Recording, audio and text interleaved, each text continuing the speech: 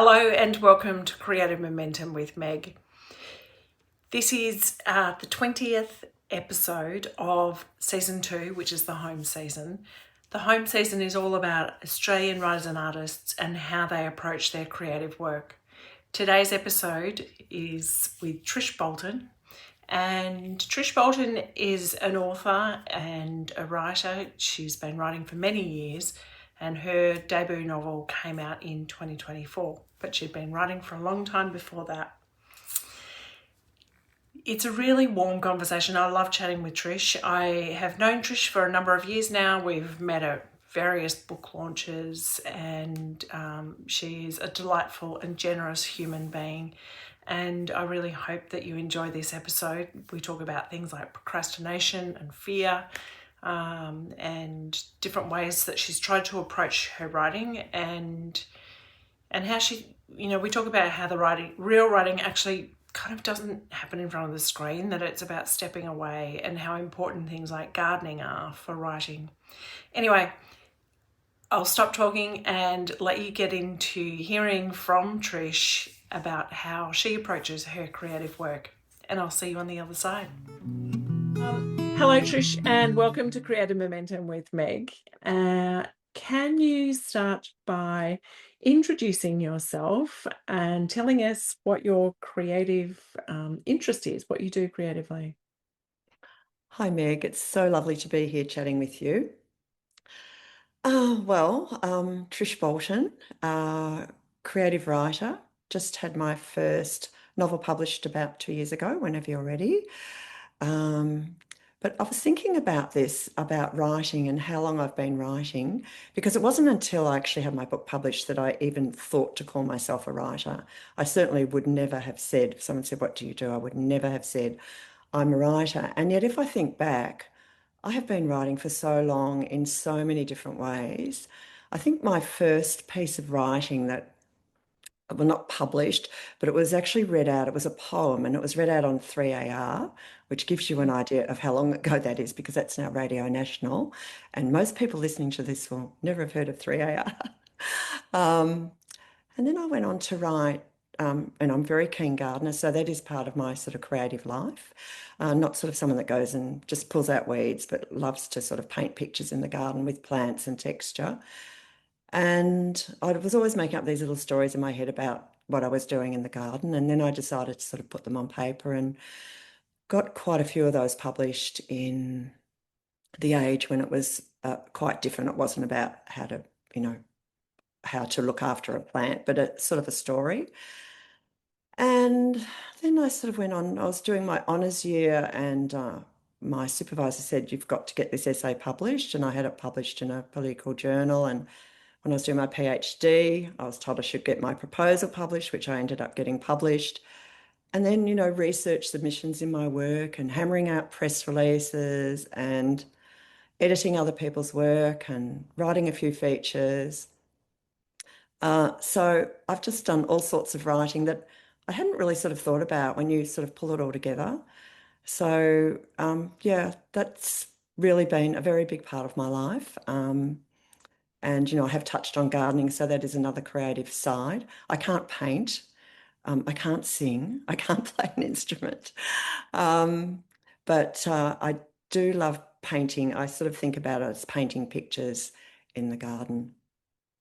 I love that so much, Trish, because actually gardening writing was my first foray into writing as well. And I'd never thought that I was going to be a writer, and I was gardening, and one of my neighbors just stopped by while I was gardening, and she's like, "You should write about this, that you're whatever you're doing," because I was planting local natives and trying to work out how to make them into a beautiful garden. And so I started writing for our local paper. I just had a column. Well, there you go. Isn't that amazing? Yeah. Yeah. I actually got I got work with I think it was Yates Garden. I don't know, it was some journal years ago. And I never sort of saw these things as being really sort of important or, wow, this is terrific. Whereas I would now, I think, wow, that's amazing to get that sort of piece of writing work. And I'd sent in a thing that I'd written about a rose. and it was sort of quite, it was, a story. And he said, "Oh, we don't publish that sort of literary, that sort of literary garden writing, but but would you like some work?" And there was no internet then. And he would send me all these pictures, pages of pictures of different things that he wanted me to write about in the mail. And I took on that job and it was really fantastic. I actually earned more money in that year than I've ever earned from writing and otherwise. And Mm. uh, yeah, and then that's right. I think I lost the job because absolutely knowing nothing about journalism and nothing about writing for a magazine, I wrote some negative things in a piece about the carpet rose, Oh, not realizing that they were the major sponsor. And I never got any work after that. oops. There you go. You're always learning along the way. Absolutely, absolutely. And I also love your description of how gardening is doing creative work of painting a picture, because that's kind of how I see it as well. That, Mm. we're making something beautiful to look at, to smell, Mm. for the bees and the bugs and the uh, And so many writers do garden. Uh, mm, and I can just think of any number now on Instagram whose gardens I love to look at. And it's really a lovely place to go to. It's a sort of a meditative place to go to and to get away from the writing and just to sort of to have that time to think. So I find that really very calming and very meditative. It's something that just, it, yeah, it gives me that sort of break and gives mm, me that time to think. And I don't feel any pressure there. And I have sort of often said, no, well, I know my partner says I can't work out if you're a gardener who loves to write or a writer who loves to garden. But I often think I'm most myself in the garden. Yeah. yeah, you and I. Um, Tell me, Trish, do you have a routine for your creative writing, or all of your writing work? Well, I do. Look, when I worked, because I don't work in paid employment anymore, when I worked, I would get up very early and I would work 2 or 3 hours before I went to work. And I would also write at night. And it was in those sort of when you first start that sort of joy of getting words on the page, I hammer it all out. Didn't really quite know what I was doing then either. And but I tend to procrastinate now quite a bit. And I think the procrastination is actually not procrastination, but fear of approaching that worked on that day. Mm, So, but my routine is that I will write almost every day if I possibly can. I'll write for about 3 hours. This is when I'm doing the first draft. So I do have very different sort of patterns of writing for first draft and then when I finish that first draft. And first drafts of, because I have written a couple of other novels that didn't get published. And so I've been through, on a number of occasions. And the first draft can just take me absolutely ages. So this time round, the piece of writing I'm writing now, I just decided that I would try and do the 1,000 word a day thing. And it really did get me going. And I did end up writing this first draft in just a few months. But about halfway through, I started just to feel so concerned about it because I'm a pantser. And I was just thinking of all the changes that were happening. And I was changing names and I was doing all these different things. It was making me really stressed. And I just had to go back and fix it all up. And I didn't end up continuing with the 1,000 words a day, but it really got me started, and I'm glad I did it. So, mm, and I will write anywhere. I don't have a room dedicated to writing, so I'll write anywhere around the house. Basically, I've got my laptop. I'll sit on the sofa here in this room. I'll sometimes go to the bedroom. My partner's a classical guitarist, and we share a little bedroom at the end of the house, which mostly I let him in, let him be there if he's home because he's got to move all his stuff down here. So yeah, I'll work anywhere. And I used to think that I had to write in, I have to have hours to sit down and write, but I've learned that I can write in snatches. And I found that actually quite productive, really, because you can sit down and think you're just going to put down that idea. And because there's sort of no pressure on yourself, you end up writing a few hundred words really quickly. Mm. Mm. Mm. Did you find that when you stopped working and were still writing, that there was like a kind of transition of like, when do I write now that I don't have to write before work? Yeah, that's really true, actually. I really do like to write early in the morning, and I think that I had that opportunity then to not get up so early, but still write early in the morning before my brain switches into gear. I'm Mm. very much a person like information in all the time, and that's not good for your writing. So I would write sometimes in bed for a couple of Mm. hours. Um, but in the end, unfortunately, lifetime habits take over, and I'm just that person who has to have everything done in the house. And I'm very easily distracted by things that need to be done or should be done. And then I can find myself hours have passed. And so I'm trying to be more disciplined about that and get to my writing about mid-morning, mid to late morning, and write Mm. for 3 hours and hopefully stop for a little break, Mm. and hopefully come back to it as well, sort of in the afternoon. Um, Did you have to put any structures in place to say, all right, okay, that's enough? Like, you can't, give the house a full clean well, now. It's I, time to sit down to write. I do give myself really good talkings to every now and then, Meg, but unfortunately, yeah, I certainly don't put my writing second because it's Mm. just about the most important thing in my Mm. life, Mm. apart from the Mm. people in my life.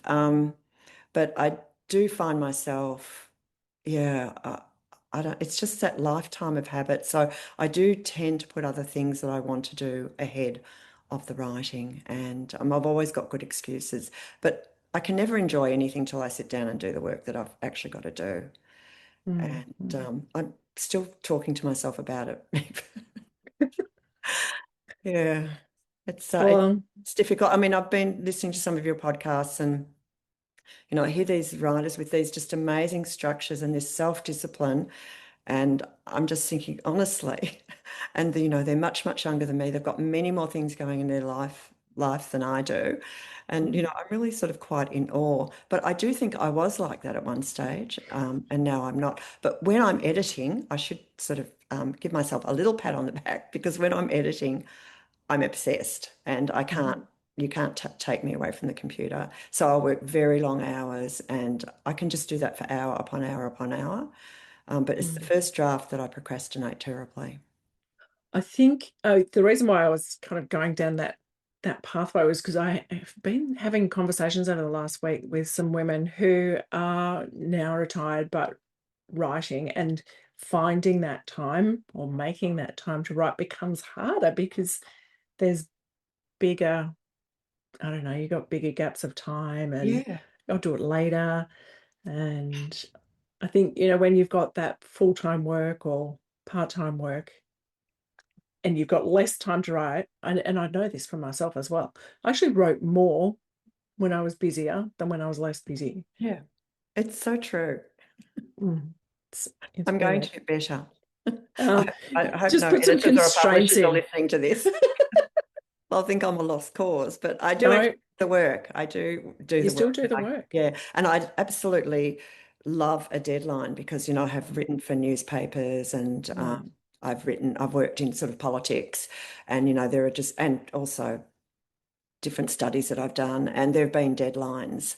And if I've got a deadline, I'm absolutely committed to the deadline. And I always say to an editor, give me a deadline Yeah. and I'll So do do it. you give yourself a deadline for, say, I writing a first draft? You say, I've got to get it done I in did three do it months this or time. I did. Yeah. I yeah. was going to write my first draft last year and it was just had a very busy year and I wasn't able to do it. And I was away from home quite a lot. And so in November, I had about maybe 10,000 words, probably less. And I decided I was going to get a first draft done by March. Well, I didn't Mm. make March, but I did make May. So, Yeah. and that was because I did that 1,000 word limit and that made me get started. So I'm quite pleased that I did that. Mm. Mm. Mm. Tell me, Trish, do you have a process of going, say, from an idea of what you want to write about to getting it all out? Like, is there, do Mm. do you follow a process? mentioned that you're a pantser, Yeah. um, which I think is a spectrum, from fully pantsing to I pants can't down to. imagine planning a novel. I just, yeah, can't. I have, I wish I could really in a way, especially I think if you're a crime writer, and yeah, I think perhaps you do have to do that to some extent. Do I have, yeah, A I mean, process. I'm very spontaneous. I'll sort of get an idea and I'll really run with it. Mm, And then I'll sort of try it out on the page and see how it goes. And if it's not sort of working for me after a few chapters, I think around voice and I think around, what tense I'm writing it in and what perspective and so on. And if I still don't think it's quite sort of working for me, then I'll try something else. But I tend to write things that are very um, uppermost in my mind. I find that they come out on the page. I don't perhaps even intend to write about. So, for instance, with Whenever You're Ready, I was thinking a lot about my own aging, mm, and that was just uppermost in my mind. And that was the idea that stimulated that book. It sort of went to a whole lot of other places as well, but that was the initial idea. And in all my writing, you know, because I have written a lot about social justice issues, so they're always sort of have sort of uh, there's always something I want to say about it, about those mm, sort of issues. And, I've been thinking quite a lot about women and homelessness. I think a lot about gender issues, and they tend to always come out on the page. So I don't set out to write, I don't have an agenda when I mm, write, but I find the things that are worrying me, the things that I'm thinking about, will always end up in what I'm mm. writing. So are you starting with an idea, or just a concern that you have and writing into it, or Yeah, usually I am. So, I think what's on my mind at the moment, on a lot of people's minds, is climate change. And I'm thinking about that a lot in terms of my grandson, is about to turn 6. And so that is uppermost in my mind. And although the work that I'm working on now isn't really necessarily about climate change, Mm, I find that coming into the story. mm, And I'm sort of running with it. So that sort of pants the thing. So I'm sort of running with it and thinking of how I might incorporate it into this sort of story that I'm telling. Because that's sort of, yeah, it's, I'm just thinking about it, all the time, I think, as we all are.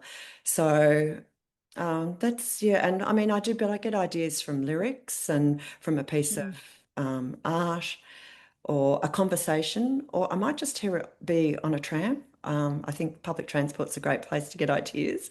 Um, mm, it might be just a voice, the way that someone speaks, the way they express themselves. So sometimes that sets off an idea, or might be an idea for a character. mm, But I am sort of really curious, and I'm really interested in, I know, the complexity and the contradictions of human behavior. And so there are examples of that everywhere in mm, yourself and your family and your community and public transport everywhere you go. So, mm.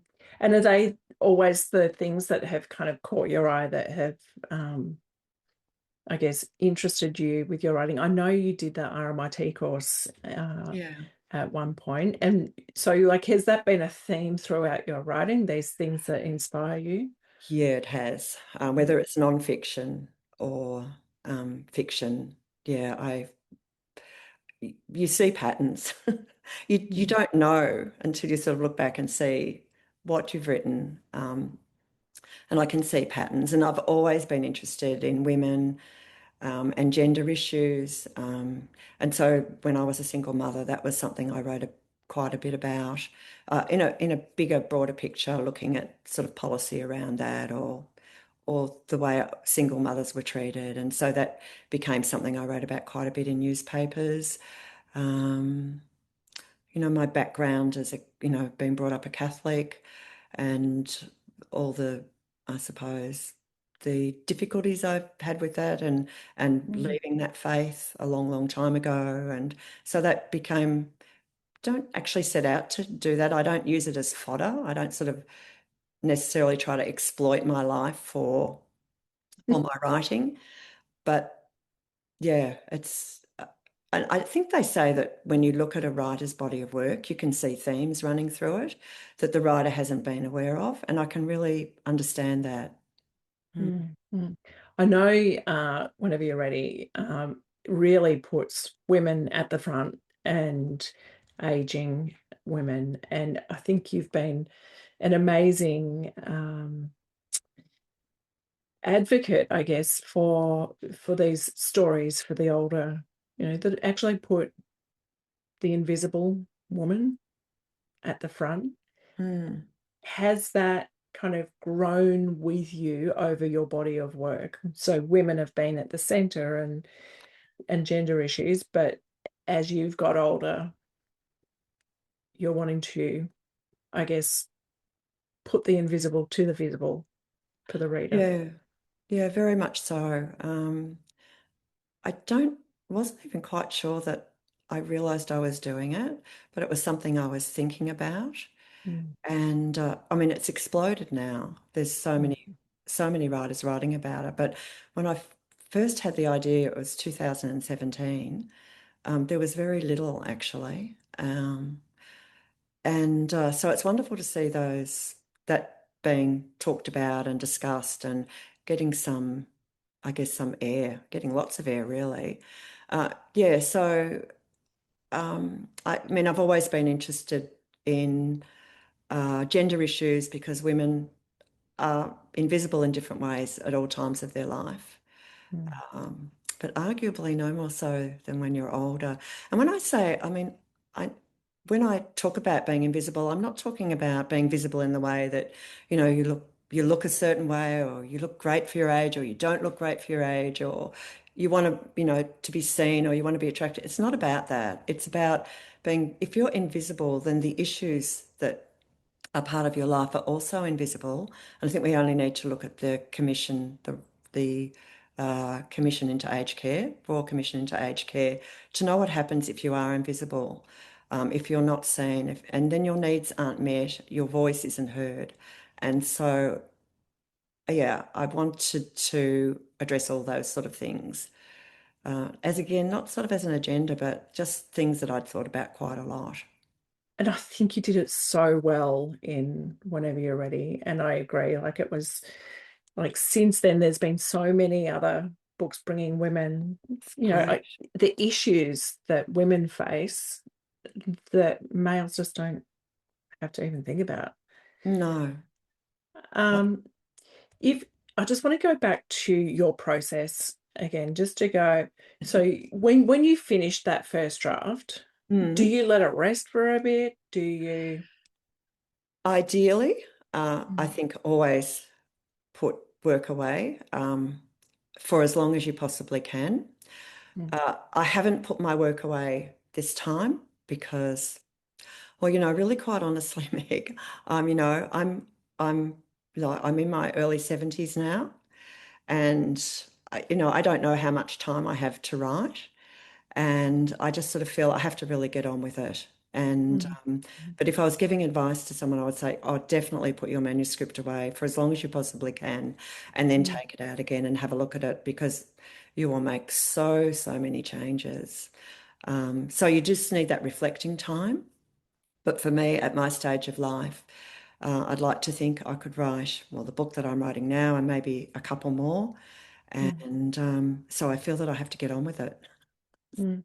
Are you a handwriter of your first draft or straight into the computer? No, I'm not, but I often think that I should be, because when I do the handwriting, sometimes if I'm maybe in a workshop or something, it's Mm, amazing how the work flows when you mm. handwrite.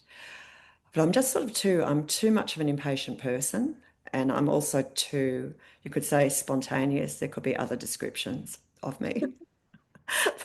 I'm laughing And because I'm like, I know that there are. because So, I've been thinking about this myself, going, why am I like, when I handwrite, I love what comes out of it, but I'm yeah. so impatient. Straight into the computer.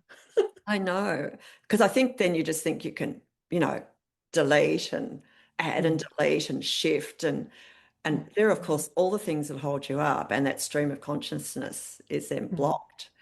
So handwriting, yeah, I would love to do that thing, handwrite a whole manuscript.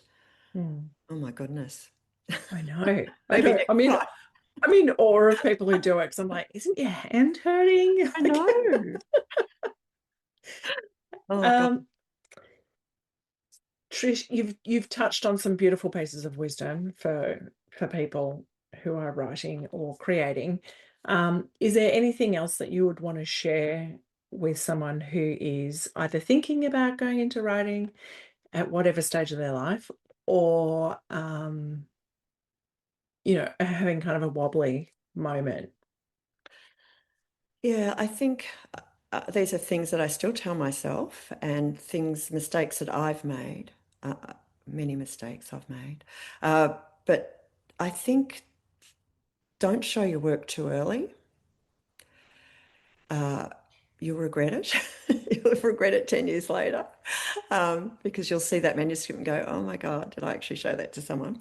And also don't get too many opinions because it can just confuse you. I think, yeah, perhaps find a trusted group or a trusted person that you show your manuscript to when it's ready. I think also, I mean, we all talk about how vulnerable we feel and we don't have this sort of belief, but I think actually we do have self-belief because we wouldn't be sitting down there in front of that screen and tapping those keys or writing longhand if we didn't actually believe in ourselves and believe in our writing. And I think to always Mm. remind yourself of that. And also, I love all the romance around writing. It's very touchy feeling, and I feel it too. But I think writing is work, and it's very, very hard work. And you've got to show up, and you've got to do the work, and you've got to sit down or stand up or however you work and do it. So Mm. it's and if it was easy, well, everyone would be doing it. I know everyone thinks they can write a book, but Yeah. no, they can't. That is And such yeah, solid advice, really, because everyone says, "Oh, I could write." Yeah, yeah. okay, go. And I know that's right. Oh, I'm going to write a book, but I just haven't had time. Great. Um, the other thing, what was I going to say? There's something. Oh, yeah, I find that none of those sort of big moments about my writing happen in front of the screen. You have to get away from the screen. For me, it's in the shower. Sometimes when I'm cooking a meal after I've been writing all day, or when I go for a walk. I really know it's happening when I wake up at night and I can't sleep. And the whole night, I don't give that advice to do that, but that's what happens for me. I know that the manuscript is really starting to work when that happens, but I don't get any big ideas in front. I do the writing, but those really big moments where you think, about a character or about the plot or about a beautiful line happen to me away from the screen. So sometimes you can sit doggedly there because, you feel like you've got to do that work, but sometimes you just have to get up and walk away. And that's when the problem will be solved, I think. Mm. And Mhm. that's still doing the work, isn't it? When you're It's going for a still walk doing and the you, work. Yeah, yeah, yeah, absolutely. yeah. Yeah, I think sometimes people get confused about, doing the work means you have to sit in front of the computer and write, but it's true. Yeah. it's the reading, it's the thinking, it's Oh, the, yeah, yeah. yeah. And another piece of advice that actually, I think pretty sure it was Tony Jordan's advice was if you get stuck, and I'm not sure that I believe in writer's block, but I do believe in fear of the page, the blank page, is pick up a book, any book, and just read a line or a paragraph, and off you go. You're not going to be Mm. writing that line or you're not plagiarizing, but it stimulates an idea in relation to your own work. So Mm. I've Read. always found that works for me. Yeah. I think it was Helen Garner as well who said, read. Like, Absolutely. How can you write if you're not a reader? I Yeah. know. I don't quite understand that either. Um, Tell me what feels like home for you and your creative work. Um, I think to write something that matters, even if it just matters to me, to be writing something that's meaningful. something, I guess I have to start with myself, that might make me laugh and also cry. Um, to believe in the writing that I'm pulling together, to believe in that sort of work and the story that I'm telling and why I'm telling it. To sort of developing that sort of trust in myself. So you're developing some trust in yourself. And not to be so focused on the end result of being published, which is easy to say when you've been published, very hard to say when you haven't been. But I think in the end, it's to write something that's meaningful in some way, and hope it's meaningful to others, but that it's meaningful to you, and you feel sort of nourished by it, I suppose. Yeah. I'm not sure whether that's a very good answer, is it really? Well, it's your answer. It's great. This is what Yeah. feels like home for your creative work. Mhm. And I love that so much. Yeah. Is it also when you are in the garden, does that feel? Yeah. Creatively, as a sort of Yeah. creative space.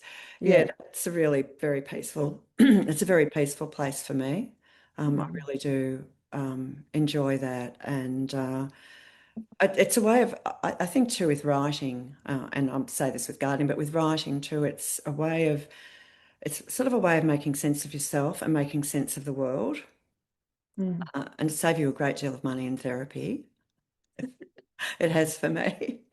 And you Which find out what you think about things, you find out what you feel about things, and you can work your way through that. And for me now, sort of at my age, I can sort of look back on a lifetime, and I often sort of think about those sort of patterns and who I was and who I am, and still think about who I would like to be.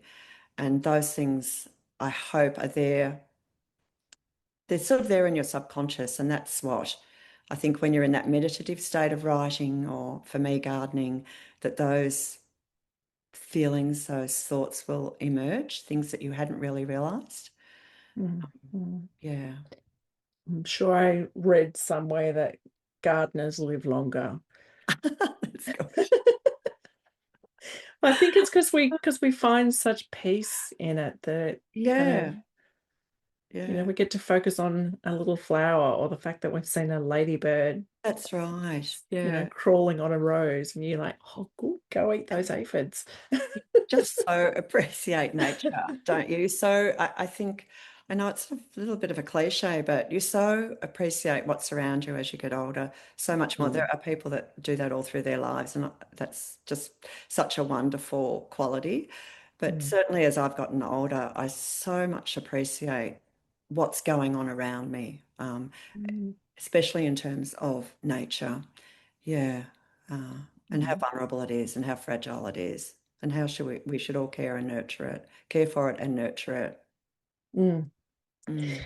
Thank you so much, Trish, Thanks, for Meg. coming on the pod and sharing your creative work with us. I will have links to you, so people who are listening, you can find Trish through the show notes page, and Trish's beautiful book, Whenever You're Ready, which I do recommend for many people. It's a gorgeous story with Thanks lots so of much, issues. Meg. Yeah. So lovely to chat with you. Thank you. Thanks again, Trish, for coming on to this podcast and having this conversation with me. I really enjoyed it, and I'm sure the listeners have enjoyed it too. You can find links to how you can get in touch with Trish, how you can follow her and whatnot in the show notes, and you'll find her book, a link to her book, Whenever You're Ready, in the show notes as well. If this episode resonated with you, please could you just pop on to wherever it is that you listen to your podcast and give it a review, give it a rating and a review. It really does help other people find the podcast and helps them with their own creative work. But even more, it makes me feel absolutely amazing seeing someone post something there. So also, if you would like to throw a couple of dollars my way, there is a tip jar that is in the show notes page. It does help me to feel like this is worth continuing to do, as I'm sure every creative out there understands how tricky it is doing creative work, especially when it's not paid. A huge thank you, of course, to Yvonne Morton, who created the music that accompanies this podcast. And if you are a creative and would like to come on this podcast, please do, reach out to me, send me an email, send me a comment, whatever, or fill out the EOI, which is at the bottom of the show notes page. You've been listening to Meg Dunley chatting with Trish Bolton, the author of Whenever You're Ready, and you've been listening to the Creative Momentum with Meg podcast. I look forward to accompanying you next week in next week's episode, and until next week, please keep building your own creative momentum. Thanks for listening.